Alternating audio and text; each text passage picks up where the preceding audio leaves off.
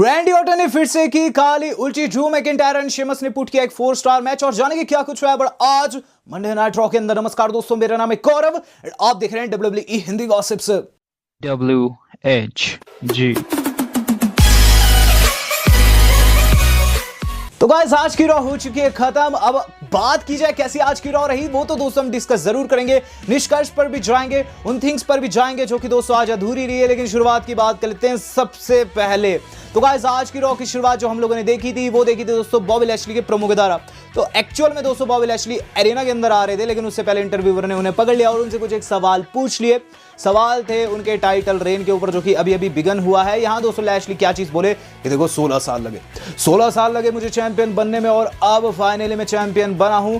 और मैं बताना चाहूंगा इसकी कसर मैंने लास्ट वीक दम इसके ऊपर उतारी है, तभी मैंने मैच के बाद उसे हर्ट लॉक में फंसाया। मैं कहना चाहूंगा कि रेसलमेनिया 37 काफी बड़ी होने जा रही है और उसके अंदर मैं ऑलमाइटी बनकर उतरूंगा। ऑलमाइटी एरा का शुरुआत हो चुका है। तो एक सॉलिड प्रोमो शुरुआत में काट दिया था। इसके बाद दोस्तों हमें देखने को मिला द मिज रिंग के अंदर। The Miz along with John Morrison आ चुके हैं। हाँ दोस्तों क्या चीज वो कह रहे हैं, वो ये चीज कह रहे हैं कि देखो लास्ट वीक जो कुछ हुआ वो फ्लूक था, वहां मुझे कंपनी ने स्क्रू किया, मुझे शेन मिकमैन ने स्क्रू किया है। मैं हमेशा से कंपनी गाय बनकर रहा, लेकिन मुझे इस तरीके से ट्रीट किया गया जो कि बिल्कुल भी सही नहीं है। आज मैं फिर से चैंपियन बनूंगा। इसके बाद दोस्तों पहला मैच देखने को मिला जो कि था WWE चैंपियनशिप का। तो सोने पे सुहागा दोस्तों, शुरुआत में इतना बड़ा मैच देखने को मिल गया। इस पर्टिकुलर मैच की बात करूं, लैश ने दोस्तों टाइटल यहां दांव के ऊपर रखा हुआ था। दमिस कोशिश कर रहे थे जैसे जैसे मैच को जीत पाए, लेकिन दोस्तों नहीं जीत पाते हैं। रिजल्ट किस तरीके से आता है कि गाइस उन्हें लगता है हर्ट लॉक और वहां दोस्तों टैप आउट कर जाते हैं। लैशली ने अपना टाइटल आज रॉ में शुरुआत में डिफेंड कर लिया। बात की जाए इसके बाद क्या हुआ है, तो इसके बाद जो अगली चीज हम लोगों ने देखी है दोस्तों वो था ड्रू मैकिंटायर का इंटरव्यू। तो ड्रू मैकिंटायर का इंटरव्यू हो रहा है बैक स्टेज, जहां उनके ऊपर दोस्तों हमला हो जाता है। शेमस ने दोस्तों वहां ड्रू मैकिंटायर को पीछे से आकर बहुत ज्यादा मारा। इसके बाद दोस्तों जो अगली चीज हम लोगों ने देखी वो था आर्थर का अपॉलॉजी मांगना ब्रॉन स्ट्रोमैन से। तो आर्थर दोस्तों वहां अपॉलॉजी मांगे ब्रॉन से, उससे पहले उन्होंने ये चीज कही कि उन्हें उनका बेबी यानी कि 24/7 टाइटल वापस चाहिए। ब्रॉन बोले भाई मुझे तुझसे अपॉलॉजी नहीं चाहिए, मुझे चाहिए शेन से, और वो वहां से निकल गए। इसके बाद दोस्तों ब्रॉन रिंग के अंदर आए, जहां उन्होंने कॉल्ड आउट किया है शेन मिकमैन को। ये चीज कही कि लास्ट वीक वो चैंपियन बन सकते थे अगर शेन मिकमैन टैग देने को नहीं कहता एडम पेयर्स को, जहां फिर हमें शेन मिकमैन की एंट्री होते हुए नजर आती है। यहां दोस्तों क्या थिंग होती है कि ब्रॉन जो है बिल्कुल करीब चले जाते हैं शेन के, और शेन काफी ज्यादा डरे हुए वहां ये चीज कहते हैं अपोलोजाइज और वहां से निकल जाते हैं।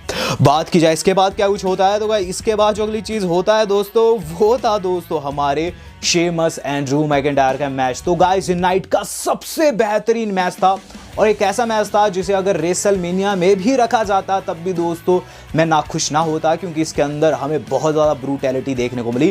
बेसिकली दोस्तों मैच एक नो डिस्क्वालिफिकेशन मैच था। मैच की शुरुआती क्षण में दोस्तों सुपरस्टार्स एक एक करके लेवल्स को बढ़ाते गए। सबसे पहले steel steps, can do stick, chairs का यूज़ हुआ और एक क्षण तो दोस्तों शेमस ने चेयर सीधे सीधे फेंक के मारी है वहां ड्रू मैकिंटायर के चेहरे के ऊपर। रिजल्ट की बात कर लेते हैं। रिजल्ट किस तरीके से आता है कि दोनों सुपरस्टार थक चुके थे, कोई भी हारने को तैयार नहीं था। दोनों किक आउट पर किक आउट किए जा रहे थे, दोनों बाहर गए, एक एक स्टील स्टैप उठाया और दोस्तों एक दूसरे से वो टकरा गए। माना दोस्तों उन्होंने स्टील स्टैप पे स्टील स्टैप मारा जिनसे उनके स्कल भी क्रश हो गए। दोनों दोस्तों इधर उधर गिरे। रेफरी ने देखा कि दोनों नहीं उठ सकते, वहां दोस्तों मैच नो कॉन्टेस्ट में खत्म हुआ है। तो एक सैड एंडिंग हुई इस मैच की। लगा था एक क्लीन रिजल्ट आएगा, लेकिन शायद से WWE इनकी रबड़ राइवलरी बनाना चाहती है, लंबी खींचना चाहती है, इसलिए दोस्तों अंत हमें देखने को मिला है। लेकिन मैच बहुत जोरदार था। बात की जाए इसके बाद क्या हुआ, तो भाई इसके बाद जो अगली चीज हम लोगों ने देखी है वो था एजे स्टाइल्स का इंटरव्यू। तो एजे स्टाइल्स दोस्तों बैक स्टेज इंटरव्यू काट रहे हैं, मतलब उनका इंटरव्यू हो रहा है। वहाँ दोस्तों वो उनके साथ खड़े हुए हैं और जो एजे ने कहा वो काफ़ी शॉकिंग था। उन्होंने दोस्तों रैंडी ऑर्टन का मजाक उड़ाया, ये चीज़ बोला कि देखो रैंडी ऑर्टन के साथ ना जाने क्या हो रहा है, उस पर शायद किसी ने वूडू कर दिया है, वो बेचारा ना जाने क्यों आजकल इतना तड़फ रहा है कि हमें देखने को मिलता है कि वहाँ रैंडी ऑर्टन आ जाते हैं। रैंडी ऑर्टन ये चीज़ कहते हैं कि तेरा बोल बच्चन बहुत हुआ, तो मेरी बात सुन, मैं तुझे आज फेस करना चाहूँगा। वहाँ दोस्तों एजे ने चीज़ कही है शायद तुझे थोड़ी और बिगर प्रॉब्लम्स पसंद है, जहां उन्होंने ओमस की ओर इशारा किया है। रैंडी वहां से निकल गए। बात की जाए इसके बाद क्या कुछ हुआ, तो इसके बाद जो अगली चीज़ हम लोगों ने देखी वो था जेवियर वुड्स का मैच। तो जेवियर वुड्स ने शेल्टन बेंजामिन को फेस किया। मैच की बात करूं, मैच काफ़ी बढ़िया था और इसके अंदर जेवियर वुड्स रोल अप लगाकर विजय हैं। साथ ही WWE वालों ने बताया है कि अगले हफ्ते टैग टीम टाइटल्स के लिए अपॉर्चुनिटी मिलेगी हमारे द न्यू डे वालों को। बात की जाए इसके बाद क्या कुछ देखने को मिला, तो इसके बाद जो अगली चीज़ हम लोगों ने देखी है वो था मैट रिडल की एंट्री। तो मैट रिडल ने दोस्तों आज मुस्तफ़ा अली के चेले यानी कि स्लैप जैक को फेस किया। इस मैच की बात करूं, मुस्तफ़ा अली काफ़ी ज़्यादा वहाँ मदद करने की कोशिश कर रहे थे बाहर से, वहाँ दोस्तों आदेश दे रहे स्लैप जैक को ये कर वो कर, लेकिन स्लैप जैक दोस्तों मैट रिडल का फिनिशर खाकर हार गए। बात की जाए इसके बाद क्या कुछ देखने को मिला है, तो इसके बाद जो अगली चीज़ हम लोगों ने देखी है दोस्तों वो था शेन मिकमैन का एडम पेयर्स को ये कहना कि ब्रॉन को मेरे सामने लाओ। तो बैक स्टेज दोस्तों उन्होंने आदेश दे दिए थे। इसके बाद दोस्तों हमें क्या चीज़ देखने को मिली है कि वहाँ Braun Strowman and Shane मिकमैन ring के अंदर फिर से आ चुके हैं, जहाँ थिंग्स कुछ ऐसी जाती है कि शेन मिकमैन कहते हैं कि माइक ख़राब है, वो बाहर निकलते हैं, माइक लेते हैं नया और फिर वहाँ भागने की पोजीशन में जाते हैं और क्या चीज़ करते हैं, वो ये चीज़ कहते हैं कि ब्रॉन तू स्टूपिड है, तू स्टूपिड है, नहीं भी है फिर भी मुझे क्या लगता है कि तू स्टूपिड है, और शायद सभी को ऐसा लगता है। यहाँ दोस्तों उन्होंने काफ़ी ज़्यादा मजाक उड़ाया, ब्रॉन को बिल्कुल स्टूपिड बना दिया, बैल बना दिया, जहाँ दोस्तों ब्रॉन को गुस्सा आया वो बैल के जैसे उनके पीछे दौड़े हैं। हमें क्या एंगल देखने को मिला कि शेन मिकमैन बैक स्टेज गए जहाँ एक गाड़ी लगी हुई थी, ये एंगल देखने को मिलता है कि गाइस ब्रॉन स्ट्रोमैन जो है गाड़ी के पास जाते हैं लेकिन गाड़ी निकल जाती है, ब्रॉन पीछे से वहाँ निकल जाते हैं, मतलब सैड होकर वहाँ से चले जाते हैं, लेकिन शेन मिकमैन ने एरिना नहीं छोड़ी थी, वो फिर से वहाँ अपीयर होते हुए नजर आते हैं और कहते हैं स्टूपिड का स्टूपिड ही रहेगा।